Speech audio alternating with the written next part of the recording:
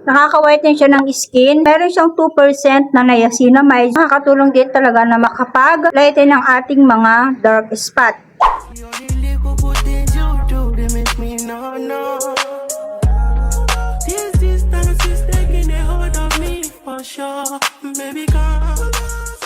Hi mga sisko! Welcome back to another video. For today's videos, ito nga yung toner na ginagamit ko dahil talaga naghahanap ako ng toner for whitening and for my pekas para mas lalong mag-lighten yung aking mga pekas. Ito yung ginagamit ko. Ito yung marereko ko sa inyo. Ito talaga yung ginagamit ko for my pekas. Nakadalawang bottle na ako nito.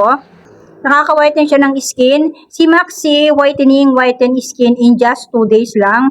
2-in-1 cleanser plus toner. Tapos meron siyang 2% na niacinamide. So kung alam nyo kung ano yung niacinamide, ito yung nakakatulong din talaga na makapag-lighten ng ating mga dark spot, pekas, or melasma. I-try nyo tong si Maxi dahil meron siyang niacinamide. Hindi siya yung mahapde pag in-apply mo siya. So, bagay ito sa mga gumagamit ng tinted sunscreen or kung nagme-makeup ka araw-araw, ito yung panlinis mo. Alam nyo, meron maiiwan kahit na naghilamos tayo sa gabi. Meron at meron talagang naiiwan sa mukha natin. Hindi siya talaga yung 100% na nalilinis lang ng sabon. Kaya kailangan gumamit kayo ng toner. So, ito yung isa sa pinaka-importante pag maglilinis tayo ng mukha. Hindi sapat yung sabon lang o yung foam wash. Pansinin nyo mga sis, pagkatapos mong maligo, pagkatapos mong magsabon, maglinis ng mukha mo, pag nag-apply ka nito, pagka gumamit ka ng toner, makikita mo sa bulak, madumi pa rin yung face mo.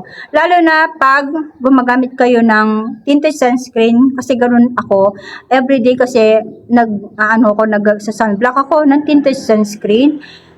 Pagkatapos ko talagang maglinis ng mukha ko, yung makikita ko yung bulak, madumi yung mukha ko, tapos yung leeg ko, tapos, guys, makikita ko pa rin yung tinted sunscreen dun sa bulak. So, ibig sabihin, hindi siya talagang nawawala, nakadikit talaga siya sa face natin.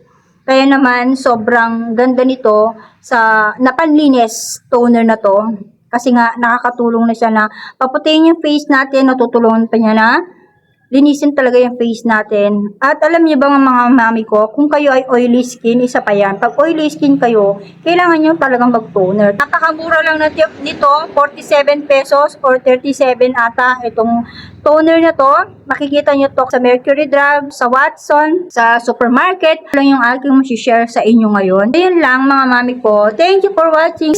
Don't forget to subscribe, like, and share. Bye!